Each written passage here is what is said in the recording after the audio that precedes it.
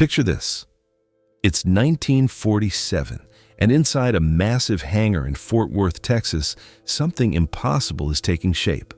Workers crane their necks upward, dwarfed by what can only be described as a flying apartment building. The thing is so enormous that grown men look like ants crawling beneath its belly. 6 engines, each the size of a small car, hang from wings that stretch nearly 230 feet from tip to tip. This isn't just an airplane. This is the Convair XC-99, and it's about to become the largest piston-engine transport aircraft ever to leave the ground. Welcome to Never Built, where we explore the ambitious dreams that crashed before they could soar. I'm your host, and today we're diving deep into one of aviation's most spectacular what-ifs. If you're fascinated by the engineering marvels that history forgot, make sure to subscribe and let me know in the comments what lost technology you'd like us to investigate next. The XC-99 wasn't born in a vacuum. It emerged from the fevered imagination of Cold War America, when bigger was always better, and the impossible was just another engineering challenge waiting to be solved. Based on the legendary B-36 Peacemaker bomber, this transport behemoth represented everything audacious about post-war American aviation. While the B-36 was designed to carry nuclear destruction across continents, the XC-99 was meant to carry hope, soldiers, supplies, and the promise of American logistics supremacy. But here's where the story gets interesting. The XC-99 wasn't just big, it was impossibly, almost comically oversized for its era. With a cargo capacity of 99,200 pounds, it could haul more freight than entire fleets of contemporary aircraft. The passenger version could accommodate 400 fully equipped soldiers, turning troop transport from a logistical nightmare into a single flight operation. The aircraft's dimensions defied belief. Standing over 60 feet tall, taller than a 6-story building, with a wingspan that could cover nearly 3/4 of a football field, the XC-99 was less airplane and more flying city block. Its cargo hold was so cavernous that you could drive trucks inside and still have room to spare. The upper deck featured sleeping quarters, a galley, and even recreational areas for long-haul flights. What made this giant even more remarkable was its double-deck configuration. Unlike modern cargo planes that prioritize single-level efficiency, the XC-99 embraced vertical space. The lower deck handled heavy cargo and vehicles, while the upper deck could accommodate passengers or additional freight. It was like someone had taken a passenger liner and taught it to fly. The engineering challenges were staggering. Each of the 6 Pratt Whitney R-4360 Wasp Major engines produced 3,500 horsepower, creating a combined output that could power a small city. The propellers alone were marvels of engineering, each blade carefully crafted to handle the enormous torque and thrust requirements. But perhaps the most audacious aspect of the XC-99 was its timing. This was 1947, remember? An era when most transport aircraft were glorified passenger buses with wings. Jet engines were still experimental curiosities, and the idea of moving massive cargo loads by air was considered almost fantastical. The XC-99 represented a quantum leap in thinking about what aviation could accomplish. The project attracted some of aviation's brightest minds. Engineers who had cut their teeth on wartime projects now faced the challenge of scaling up everything they thought they knew about aircraft design. Weight distribution, structural integrity, fuel consumption, every aspect had to be reimagined for an aircraft of unprecedented size. What do you think drove this ambition? Was it pure engineering hubris, or did these visionaries see something the rest of the world missed? The answer, as we'll discover, lies in the intersection of military necessity, technological optimism, and the uniquely American belief that any problem could be solved by making it bigger. The story of the XC-99 begins with its older, deadlier sibling, the Convair B-36 Peacemaker. In the closing days of World War II, as American strategists contemplated a world where they might need to bomb targets from bases in the continental United States, the B-36 emerged as the ultimate long-range bomber. But buried within the B-36 program was a seed of an idea that would grow into something even more ambitious. The genesis moment came in 1943 when Consolidated Aircraft Corporation, later Convair, received a seemingly impossible request from the U.S. Army Air Forces. They wanted to transport aircraft that could carry massive loads across intercontinental distances. Not just any loads, mind you, but the kind of heavy equipment and large numbers of personnel that would be essential for projecting American power in the post-war world. The military's requirements read like a wish list written by someone who had never seen an airplane. They wanted something that could carry at least 40 tons of cargo, fly for over 8,000 miles without refueling, and do it all while maintaining the reliability and safety standards expected of military transport. Oh, and they wanted it to be based on existing technology to speed development. Enter Mac Ladden and his team of engineers at Convair. Ladden, a veteran of flying boat design who understood the challenges of building large aircraft, saw an opportunity in the B-36 program. If they could adapt the bomber's massive airframe and proven systems for transport use, they might just pull off the impossible. The decision to base the transport on the B-36 was both brilliant and problematic. On one hand, it provided a proven foundation. The B-36's structure, engines, and basic systems had already been developed and tested. The enormous wingspan and powerful engines were exactly what a heavy transport would need. On the other hand, adapting a bomber for cargo use meant solving entirely new engineering challenges. The most obvious change was the fuselage. Where the B-36 had a relatively slender body optimized for speed and bomb carrying, the transport version needed maximum internal volume. Convair's solution was audacious. They would create an entirely new, double-deck fuselage that maximized cargo space while maintaining structural integrity. The engineering team faced a fundamental challenge that no one had solved before. How do you build a cargo hold large enough to accommodate vehicles and heavy equipment while ensuring the aircraft can still fly safely? The answer lay in innovative structural design that distributed weight loads across the entire airframe. By 1945, as World War II ended and the Cold War began to take shape, the project gained new urgency. The United States found itself with global commitments but limited ability to rapidly deploy heavy equipment and large numbers of personnel. The Berlin airlift of 1948 would later demonstrate just how critical air transport capability could be in the emerging geopolitical landscape. The XC-99 program received official approval in 1946 with a contract for a single prototype aircraft. This decision, to build just one example, would prove to be both the project's salvation and its doom. Without the economies of scale that come with mass production, the XC-99 would forever remain a proof of concept rather than a practical solution. But in 1946, optimism ruled the day. The team at Convair believed they were building the future of aviation. They envisioned fleets of these giants carrying American prosperity and security to every corner of the globe. The XC-99 wasn't just an airplane. It was a symbol of American technological supremacy and logistical capability. The design process revealed the true scope of the challenge.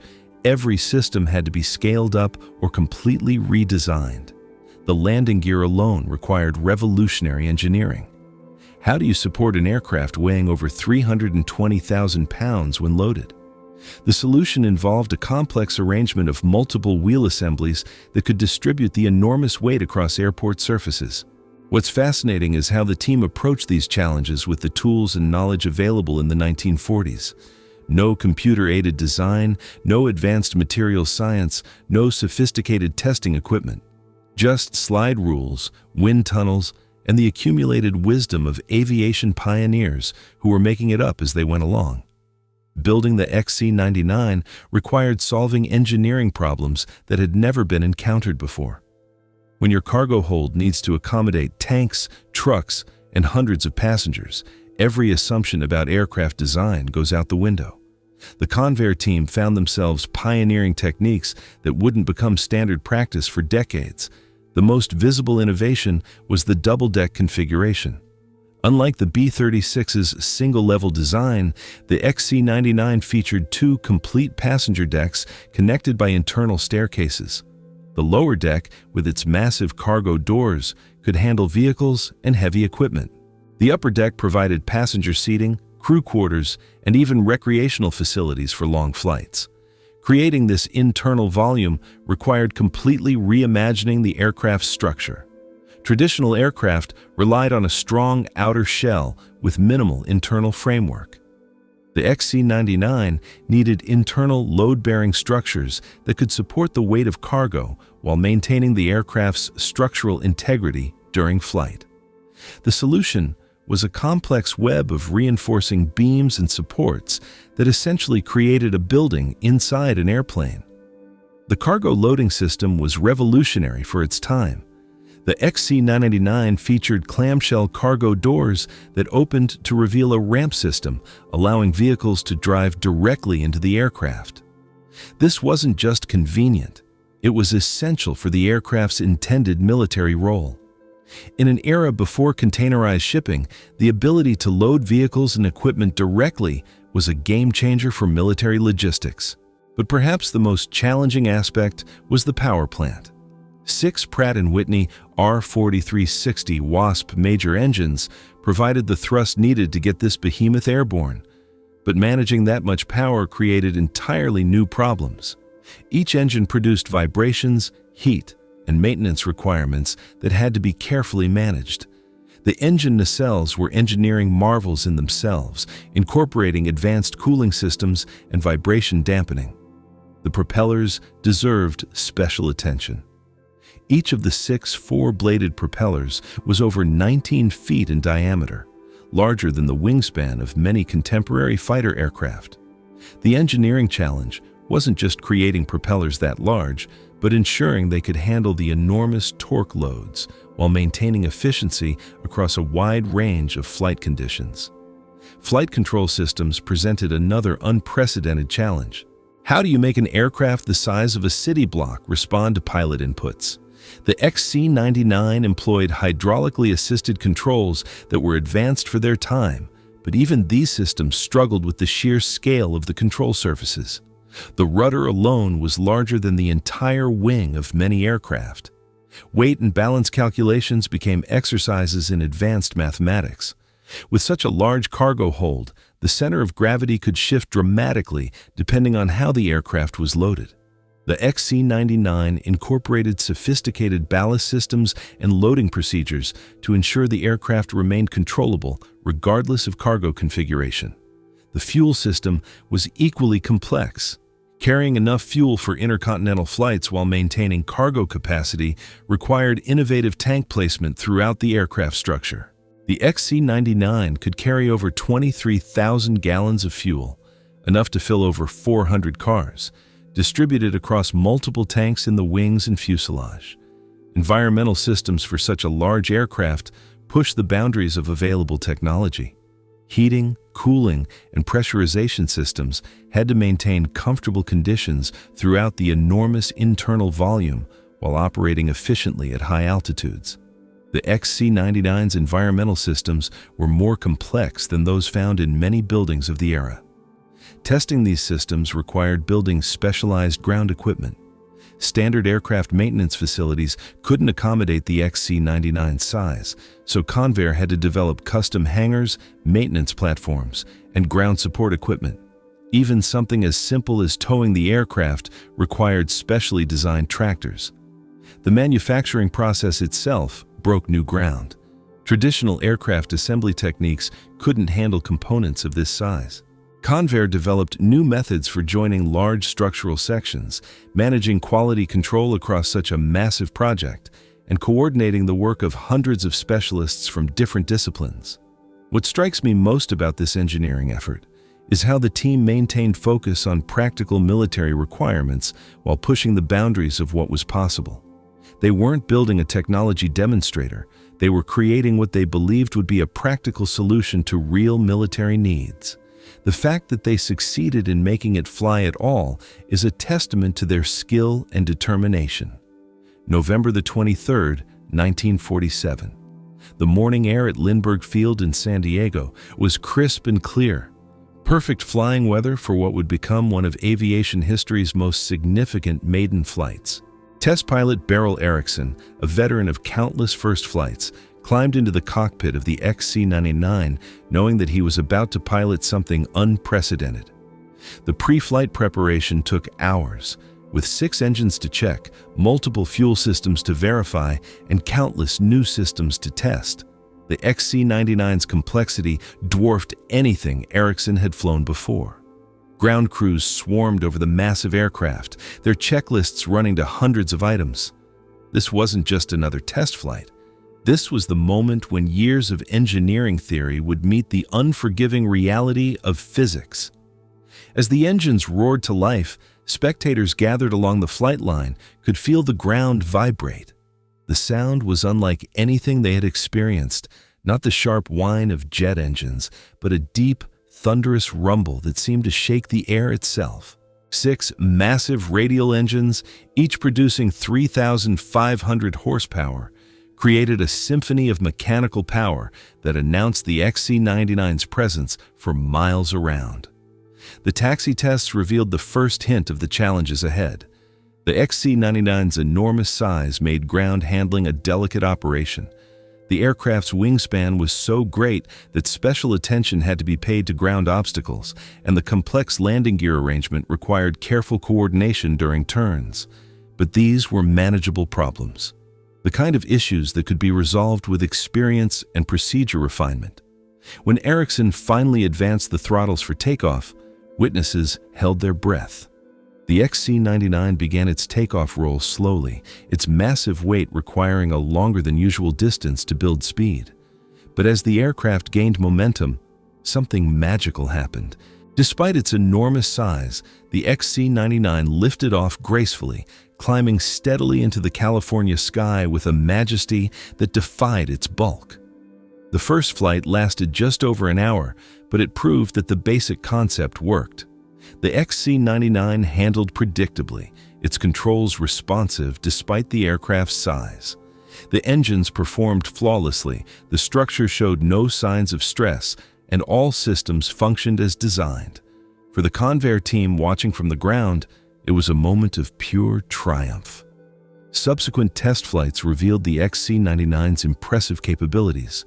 The aircraft could cruise at over 300 miles per hour, respectable speed for any aircraft of the era, remarkable for something so large.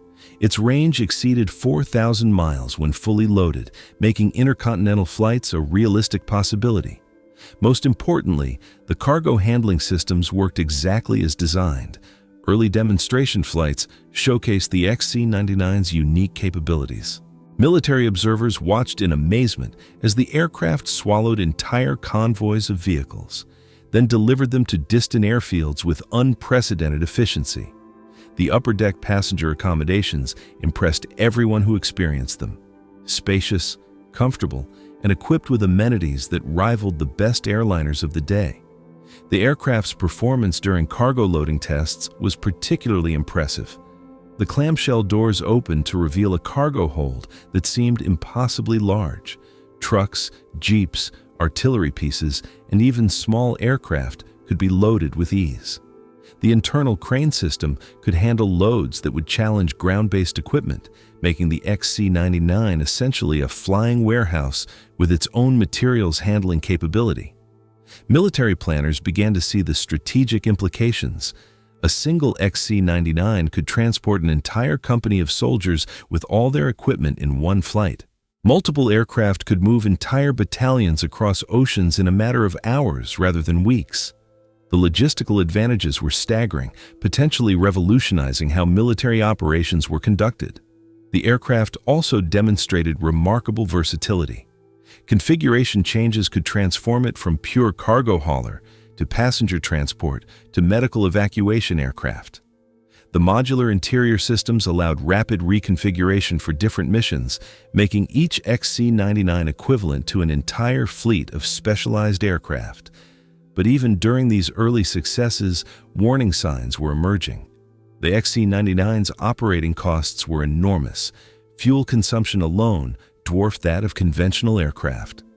Maintenance requirements were complex and time-consuming, requiring specialized facilities and highly trained personnel. Most critically, the aircraft's size limited it to only the largest, most well-equipped airfields. Still, in those early months of testing, optimism prevailed. The XC-99 had proven that the concept worked. It could fly, it could carry enormous loads, and it could do so safely and reliably. The question wasn't whether the technology was viable, it was whether the military would commit to the massive investment required to make it operational. What do you think? Could the XC-99 have changed the course of military aviation if given the chance? The early test results certainly suggested it had the potential to revolutionize air transport. But as we'll see, potential and practical implementation are often separated by more than just engineering challenges. To understand why the XC-99 mattered and why it ultimately failed, we need to step back and examine the world of 1947 through 1957. This was the dawn of the Cold War, a time when American military planners were grappling with entirely new strategic realities.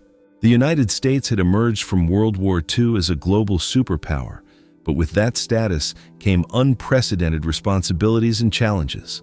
The Berlin airlift of 1948 provided a stark demonstration of air transport's strategic importance.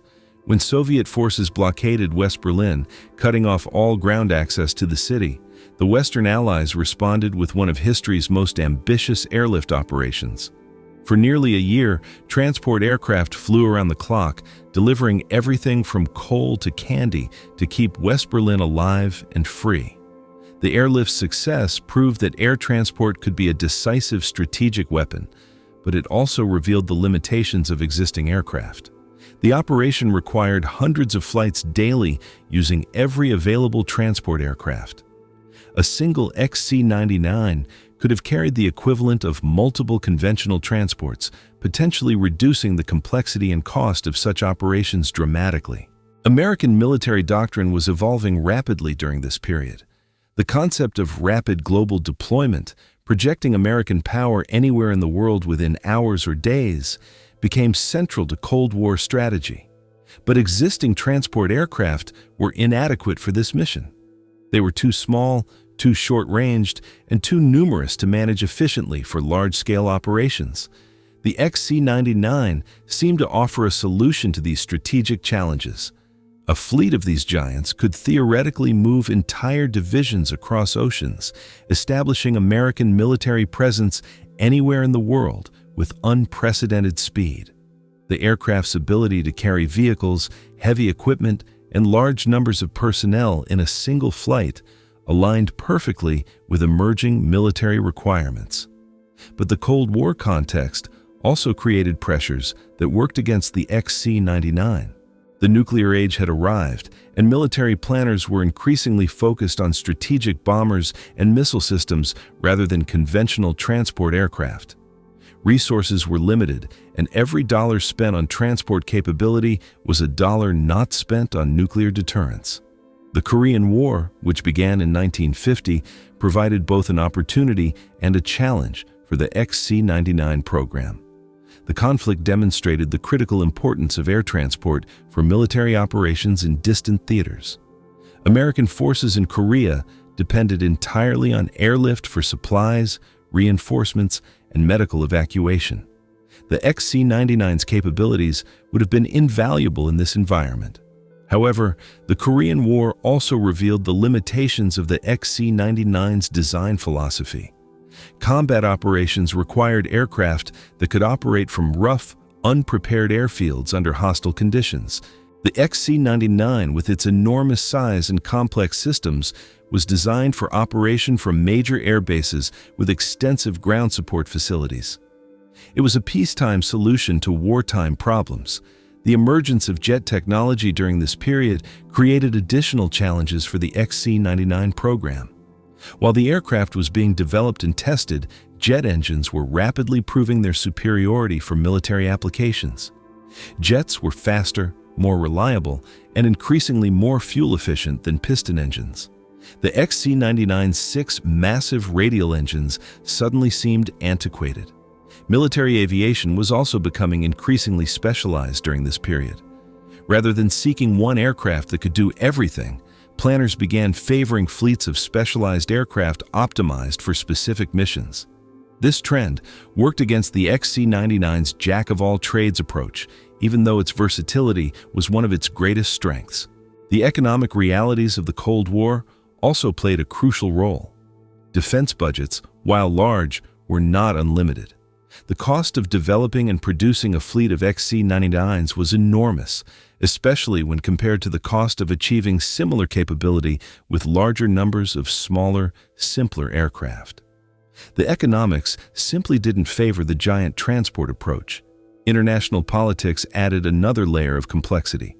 The XC-99's size limited it to operation from major airfields, most of which were in allied countries.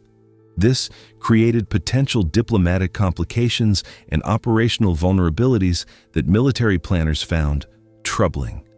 Smaller aircraft could operate from a wider variety of facilities, providing greater operational flexibility. Perhaps most significantly, the Cold War's emphasis on nuclear deterrence fundamentally changed military priorities. Resources that might have gone to conventional capabilities like the XC-99 were instead directed toward strategic nuclear forces. The logic was compelling. Why invest in the ability to move conventional forces when nuclear weapons could potentially end any conflict before conventional forces became relevant? The XC-99 found itself caught between two worlds: the conventional warfare of the past and the nuclear future that military planners increasingly believed was inevitable. It was a magnificent solution to yesterday's problems, arriving just as those problems were being redefined by new technologies and strategic realities. As the XC-99 accumulated flight hours through the early 1950s, a sobering reality began to emerge. While the aircraft could indeed perform its design missions, the practical challenges of operating such a massive machine were far greater than anyone had anticipated. Every aspect of the XC-99's operation required special procedures, specialized equipment, and extraordinary resources. The most immediate challenge was infrastructure. The XC-99's enormous size and weight meant it could only operate from the largest, most robust airfields. The aircraft's wingspan exceeded the capacity of most hangars, forcing outdoor maintenance in all weather conditions. Its weight required specially reinforced runways and taxiways, limiting operations to a handful of military installations. Ground handling presented constant difficulties. The XC-99 was too large for standard aircraft tugs, requiring specially designed tractors to move it on the ground. Turning the aircraft required careful coordination and extensive ground space. Simple operations like parking or repositioning became complex multi-person procedures that consumed significant time and resources. Maintenance proved to be a nightmare of complexity and cost. The 6 engines required synchronized maintenance schedules, with each engine needing regular attention from highly trained specialists. Access to many components required specialized platforms and equipment that didn't exist for any other aircraft. A routine inspection that might take hours on a conventional transport could take days on the XC-99. Fuel consumption was staggering, even by the standards of large aircraft. The XC-99 burned fuel at a rate that made every flight extremely expensive. While it could carry enormous loads, the fuel cost per ton-mile was actually higher than that of smaller, more efficient aircraft. The economics of operations simply didn't favor the giant transport approach. Weather limitations became apparent during operational testing. The XC-99's size made it more susceptible to turbulence and crosswinds than smaller aircraft. Its massive control surfaces, while effective in calm conditions, became difficult to manage in rough weather. Pilots reported that the aircraft required exceptional skill and attention to fly safely in anything but ideal conditions. The complexity of the aircraft's systems created reliability challenges that hadn't been fully anticipated. With 6 engines, multiple hydraulic systems, complex electrical networks, and sophisticated environmental controls, there were simply more things that could go wrong. The probability of some system failure during any given flight was significantly higher than with simpler aircraft. Crew training became a significant bottleneck. Flying the XC-99 required skills and knowledge that no other aircraft could provide. Pilots needed extensive training on the unique handling characteristics.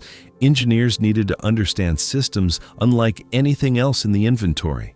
And ground crews needed specialized knowledge for maintenance and support operations. The aircraft's cargo loading systems, while impressive in demonstration, proved cumbersome in regular operation. The time required to properly load and secure cargo was significantly longer than with conventional aircraft. The complex procedures needed to maintain proper weight and balance added additional delays to every mission. Operational flexibility was limited by the XC-99's specialized requirements. Unlike smaller transports that could adapt to various missions and operating conditions, the XC-99 required extensive advanced planning for every flight. Route planning had to consider fuel availability, suitable airfields, and weather conditions more carefully than with conventional aircraft. The aircraft's passenger capacity, while impressive on paper, proved less practical in real-world operations. The time required to board and deplane 400 passengers, combined with the limited number of suitable airfields, meant that the XC-99 couldn't achieve the operational tempo that military planners required for rapid deployment scenarios. Perhaps most critically, the XC-99's operational profile didn't match the evolving needs of military transport. The aircraft was optimized for long-range, high-capacity missions between major air bases, but military operations increasingly required flexibility, rapid response, and the ability to operate from austere facilities. The XC-99 excelled at missions that were becoming less relevant to military planners. Cost analysis revealed the harsh economic reality. While the XC-99 could carry more cargo than multiple smaller aircraft, the total cost of ownership, including acquisition, operation, and maintenance, was actually higher per ton-mile than conventional alternatives. The economics that should have favored the large transport approach simply didn't work out in practice. These operational challenges weren't necessarily fatal flaws. They were problems that could potentially be solved with experience, improved procedures, and design refinements.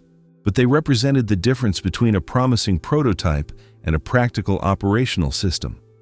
The XC-99 had proven the concept, but translating that proof into effective military capability would require resources and commitment that were increasingly difficult to justify. By 1952, as the XC-99 continued its test program, military accountants were asking uncomfortable questions about the aircraft's economics. The numbers, when examined closely, told a story that contradicted the initial optimism about giant transport aircraft. What looked revolutionary from an engineering perspective appeared problematic from a financial one. The development costs alone were staggering. The single XC-99 prototype had consumed over $14 million, equivalent to more than $150 million in today's money. This was for just one aircraft, with no production tooling, no spare parts inventory, and no operational infrastructure. Scaling up to a useful fleet would require investments that dwarfed the original development costs. Production cost estimates revealed the harsh reality of building aircraft at this scale. Each XC-99 would cost approximately 3 times as much as a B-36 bomber, despite sharing many components and systems.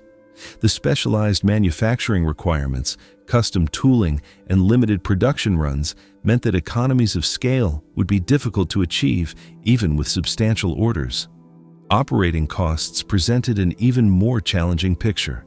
The XC-99's fuel consumption was enormous, approximately 2,000 gallons per hour during cruise flight.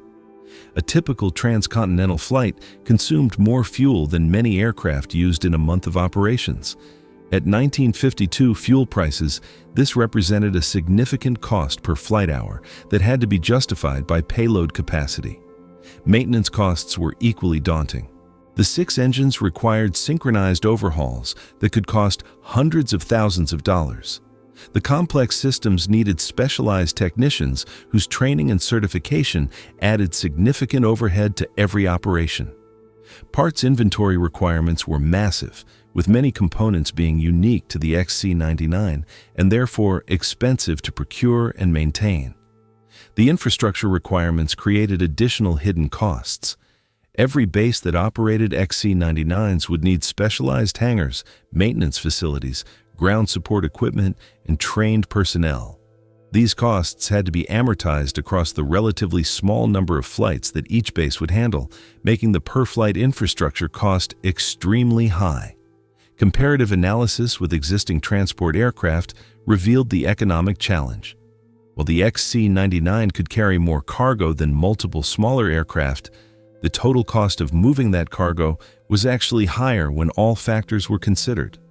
The smaller aircraft offered better utilization rates, lower maintenance costs, and greater operational flexibility. The military's budget constraints during the early Cold War made these economic realities particularly problematic. Defense spending, while substantial, was competing with domestic priorities and the enormous costs of nuclear weapons development. Every dollar spent on transport aircraft was a dollar not available for strategic bombers, fighter aircraft, or missile systems. Risk analysis added another dimension to the economic equation. With conventional aircraft, the loss of a single plane was unfortunate but manageable. The loss of an XC-99, with its enormous capacity and high replacement cost, would be catastrophic. Insurance and risk mitigation costs had to factor into the total cost of ownership, further undermining the economic case. The opportunity cost analysis was perhaps most damaging to the XC-99's prospects. The resources required to develop and operate a fleet of giant transports could instead purchase larger numbers of conventional aircraft. These conventional fleets offered redundancy, operational flexibility, and lower risk profiles that military planners found increasingly attractive. International considerations added complexity to the economic analysis. The XC-99's size limited its operational flexibility, potentially requiring diplomatic negotiations for access to suitable airfields in allied countries. These political costs were difficult to quantify, but had to be considered in any comprehensive economic assessment. The emergence of jet technology during this period fundamentally altered the economic equation. Jet engines offered better fuel efficiency, higher reliability, and lower maintenance costs than the massive piston engines that powered the XC-99. While jet transports were still in development, their potential advantages were becoming clear to military planners. Perhaps most critically, the military's operational requirements were evolving in ways that favored smaller, more flexible aircraft over giants like the XC-99. The Korean War demonstrated that military transport needed to be adaptable, capable of operating from rough airfields, and available in sufficient numbers to handle multiple simultaneous missions. The economic analysis wasn't entirely negative. The XC-99 did offer unique capabilities that couldn't be replicated by conventional aircraft. For specific missions requiring the transport of very large, indivisible loads, the giant transport approach made economic sense. But these missions were relatively rare, not sufficient to justify the enormous investment required for a fleet of such aircraft. By 1953, the economic case against the XC-99 had become overwhelming. While the aircraft remained an impressive technological achievement, the financial realities of military aviation in the Cold War era made its production increasingly unlikely. The numbers simply didn't add up, no matter how impressive the engineering might be. Chapter 8. The Jet Age arrives. While the XC-99 was demonstrating the capabilities of giant piston-engine transports, a technological revolution was quietly unfolding that would make its entire design philosophy obsolete. The jet age was arriving, and with it came aircraft that could match or exceed the XC-99's capabilities while offering superior efficiency, reliability, and operational flexibility. The writing was on the wall as early as 1952, when the prototype Boeing XC-99 Stratofreighter first flew with jet engines. While not as large as the XC-99, the jet-powered transport demonstrated speed and efficiency that piston engines simply couldn't match. More importantly, it showed that jet technology could be successfully applied to large transport aircraft. The advantages of jet propulsion for transport aircraft were becoming undeniable. Jet engines were more reliable than complex piston engines, requiring less maintenance and offering greater operational availability. They were also more fuel efficient at high altitudes and speeds, exactly the operating regime where large transports spent most of their time. The XC-99's 6 massive Pratt Whitney R4360 engines, each a marvel of piston engine technology, suddenly seemed antiquated. These engines required constant maintenance, consumed enormous amounts of fuel, and produced vibrations that stressed the entire aircraft structure. In contrast, jet engines offered smooth operation, better fuel economy, and dramatically reduced maintenance requirements. Speed became a critical factor as military planners considered future transport requirements. The XC-99's cruise speed of around 300 miles per hour was respectable for a piston-engine aircraft, but early jets were demonstrating capabilities well above 400 miles per hour. This speed advantage translated directly into operational capability. Faster aircraft could complete more missions in the same time period. The development of the Boeing C-135 Stratolifter in the mid-1950s demonstrated that jet technology could provide the capabilities military planners needed without the enormous size and complexity of the XC-99. While smaller than the giant transport, the C-135 offered comparable range, better speed, and much lower operating costs. Altitude performance was another area where jets excelled. The XC-99 service ceiling was limited by its piston engine's performance at altitude. Jet engines, in contrast, were most efficient at high altitudes where thin air reduced drag. This allowed jet transports to fly above most weather, reducing flight delays and improving passenger comfort. The maintenance advantages of jet engines were particularly compelling for military operations. Piston engines required frequent oil changes, spark plug replacements, and complex mechanical adjustments. Jet engines, while requiring specialized maintenance, had fewer moving parts and could operate for much longer periods between overhauls. Noise considerations also favored jet aircraft for military transport. While jets were certainly not quiet, they produced less low-frequency vibration than massive piston engines. This reduced structural fatigue on the aircraft and made for more comfortable passenger and cargo compartments. The strategic implications of jet transport were becoming clear to military planners. Jet aircraft could respond more quickly to global crises, complete missions faster, and operate with greater reliability than piston engine alternatives. In the Cold War context, where rapid response was increasingly important, these advantages were decisive. Economic factors also favored jet technology. While jet engines were initially more expensive than piston engines, their lower fuel consumption and reduced maintenance requirements made them more economical over the aircraft's operational lifetime. For military operations, where total cost of ownership was becoming increasingly important, jets offered clear advantages. The XC-99 program found itself in an impossible position. The aircraft had been designed around the best available technology of the 1940s, but that technology was being rapidly superseded by jet propulsion. Redesigning the XC-99 for jet engines would essentially require starting over, negating years of development work and investment. International developments reinforced the trend toward jet transport. European manufacturers were developing jet airliners and transports that demonstrated the technology's commercial viability. The de Havilland Comet, despite its early problems, showed that jets could provide reliable passenger service. Military planners took note of these civilian developments and their implications for military transport. By 1954, it was clear that future military transport aircraft would be jet-powered.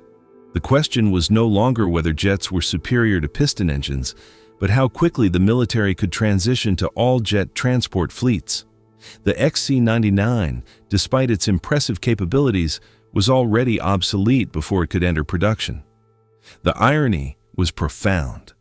The XC-99 had successfully demonstrated that very large transport aircraft were technically feasible and operationally useful. But by the time this proof was complete, the technology that made such aircraft practical, jet propulsion, had made the XC-99's specific design approach obsolete.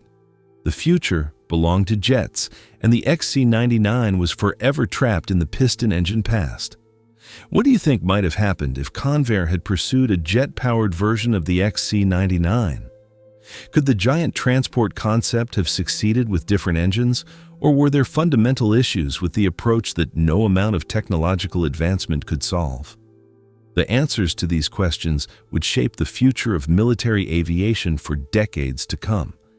By 1955, the XC-99's fate was becoming increasingly clear, though the aircraft continued to fly test missions and demonstrate its capabilities. The single prototype had accumulated hundreds of flight hours, proving that the concept worked technically. But technical success was no longer enough to save the program from the harsh realities of military procurement and technological change. The Korean War had ended in 1953, reducing the immediate pressure for expanded airlift capability.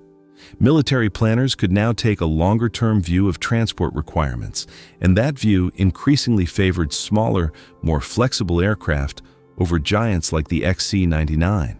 The lessons learned in Korea emphasized the need for aircraft that could operate from rough airfields and adapt quickly to changing tactical situations. Budget pressures were mounting throughout the military. The enormous costs of nuclear weapons development, strategic bomber programs, and emerging missile technology left little room for expensive transport aircraft programs. Every defense dollar had to be justified in terms of its contribution to nuclear deterrence or conventional defense capabilities. The XC-99's operational record, while impressive in many ways, revealed limitations that military planners found troubling. The aircraft's size and complexity made it unsuitable for many missions that conventional transports could handle easily. Its dependence on major air bases limited operational flexibility, and its enormous operating costs made every flight an expensive proposition. Technological developments were rapidly overtaking the XC-99's design. The success of early jet transports demonstrated that future military airlift would be jet-powered. The XC-99's piston engines, despite their impressive power, were becoming obsolete. Modifying the aircraft for jet propulsion would require such extensive redesign that it would essentially be a new aircraft program. The emergence of the Boeing KC-135 Stratotanker program provided a clear alternative to the XC-99 approach. The KC-135, while smaller than the XC-99, offered jet performance, lower operating costs, and greater operational flexibility.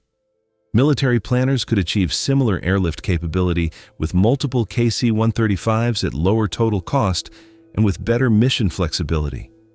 International political considerations also worked against the XC-99. The aircraft's enormous size limited it to operation from major air bases, most of which were in allied countries. This created potential diplomatic complications and operational vulnerabilities that military planners found increasingly unacceptable in the tense Cold War environment. The final blow came in 1956 when the Air Force officially announced that no production order would be placed for the XC-99. The decision was based on a comprehensive analysis of military transport requirements, technological trends, and budget constraints. While the XC-99 had proven its technical feasibility, it no longer fit the military's operational needs or financial realities. The cancellation was not entirely unexpected. Industry observers had been predicting the program's demise for several years as jet technology advanced and military priorities shifted. Convair had already begun focusing on other projects, including jet-powered aircraft that better matched emerging military requirements. The XC-99 continued to fly for several more years, serving as a testbed for various systems and occasionally performing cargo missions for the Air Force. These flights demonstrated that the aircraft remained capable and reliable, but they also reinforced the reality that it was a technological dead end rather than the foundation for future transport aircraft. The aircraft's final active period was spent supporting various research programs and special missions. Its enormous cargo capacity made it useful for transporting oversized loads that couldn't fit in conventional aircraft. But these missions were infrequent and didn't justify the enormous costs of maintaining the aircraft in operational condition. By 1957, the XC-99's flying career was effectively over. The aircraft was retired to Kelly Air Force Base in Texas, where it served as a ground-based trainer and maintenance facility. Even in retirement, its enormous size made it a landmark visible from miles away, a monument to the ambitions and limitations of 1940s aviation technology. The program's cancellation represented more than just the end of one aircraft project. It marked the end of an era in aviation thinking, the belief that bigger was always better, that engineering challenges could be solved through sheer scale and complexity. The future belonged to more sophisticated approaches that balanced capability with practicality. The lessons learned from the XC-99 program would influence military transport development for decades. While the specific aircraft was unsuccessful, the experience gained in developing and operating such a large transport provided valuable insights for future programs. The engineering challenges solved during the XC-99's development would inform the design of later large aircraft, including the C-5 Galaxy and other strategic transports. The human cost of the program's cancellation was significant. Hundreds of engineers, technicians, and support personnel had devoted years of their careers to making the XC-99 successful. The program's end meant job losses, career disruptions, and the dissolution of teams that had developed unique expertise in large aircraft design and operation. For Convair, the XC-99's cancellation was a financial and strategic setback, but not a fatal one. The company had other projects in development, including jet aircraft that better matched market demands. The experience gained from the XC-99 program would prove valuable in these future endeavors, even if the specific aircraft was unsuccessful. Chapter 10: Legacy of the Sky Whale. Today, more than 60 years after its final flight, the XC-99 stands as a monument to both human ambition and the harsh realities of technological development. The sole surviving aircraft, preserved at the National Museum of the United States Air Force in Dayton, Ohio, continues to amaze visitors with its sheer scale and audacious design. But its true legacy extends far beyond its physical presence. The XC-99 proved that the seemingly impossible could be made to work. In an era when most transport aircraft were modest affairs carrying a few tons of cargo, Convair demonstrated that aircraft could be built to carry massive loads across intercontinental distances. The engineering solutions developed for the XC-99, from its structural design to its cargo handling systems, would influence aircraft development for decades to come. The program's most important contribution may have been its demonstration of the limits of the bigger is better philosophy in aviation. While the XC-99 could indeed carry enormous loads, its operational challenges revealed that size alone was not sufficient for success. Future aircraft designers would need to balance capability with practicality, efficiency with capacity. Many of the technologies pioneered for the XC-99 found their way into later aircraft. The cargo loading systems, structural design techniques, and operational procedures developed for the giant transport influenced the design of aircraft like the Lockheed C-5 Galaxy and the Boeing C-17 Globemaster. While these later aircraft were smaller than the XC-99, they incorporated lessons learned from its development and operation. The XC-99's influence extended beyond military aviation.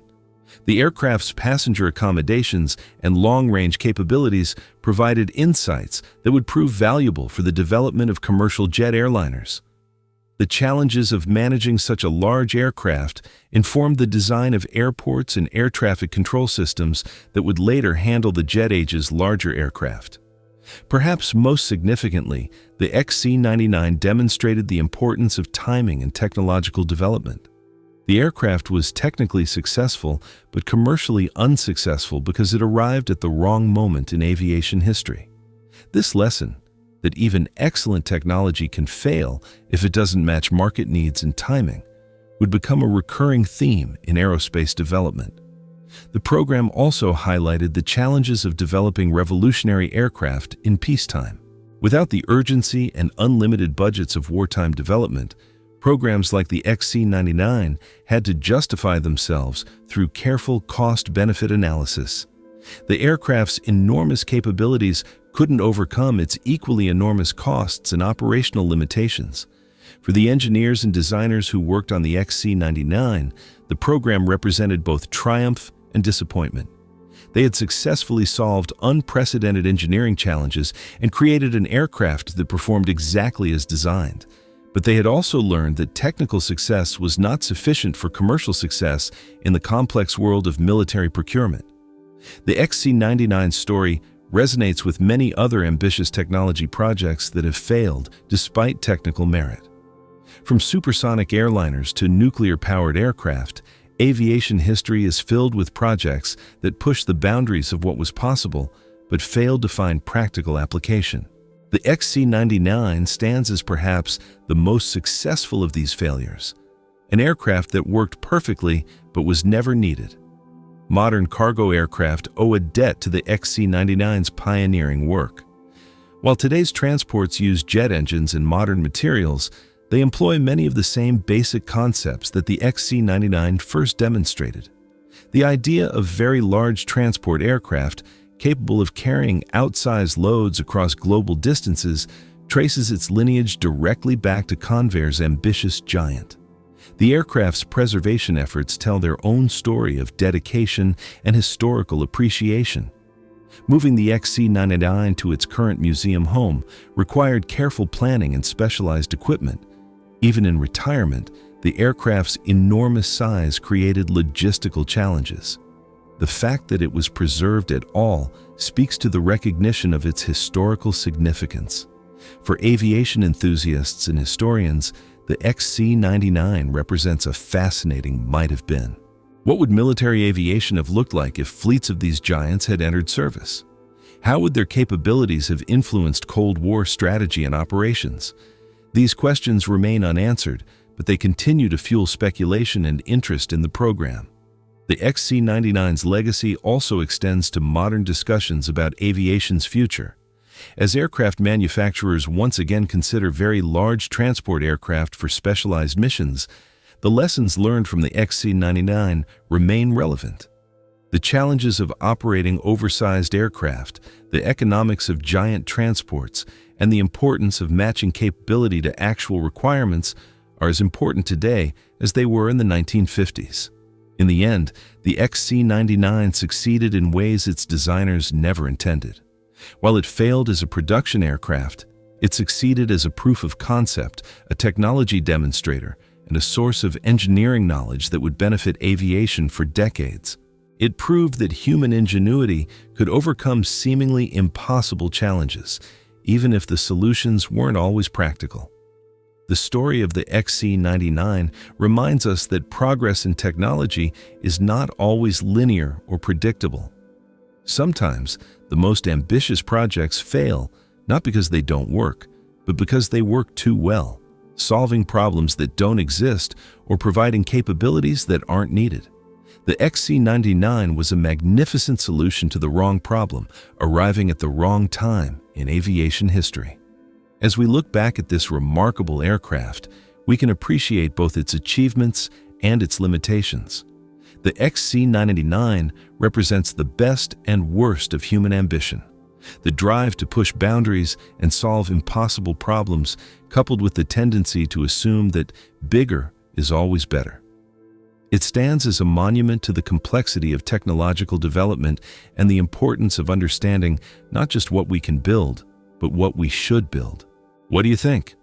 Could the XC-99 have succeeded in a different era, or were its fundamental limitations insurmountable regardless of timing? As we face new challenges in aviation and transportation, what lessons from the XC-99 story remain relevant today? Let me know your thoughts in the comments below. The conversation about ambitious technology and its place in our world continues. Thank you for joining me on this journey through the archives of the impossible. The XC-99 may never have achieved its intended destiny, but its story continues to inspire and inform us about the nature of innovation, ambition, and the eternal human drive to reach beyond our grasp. Until next time, keep questioning what might have been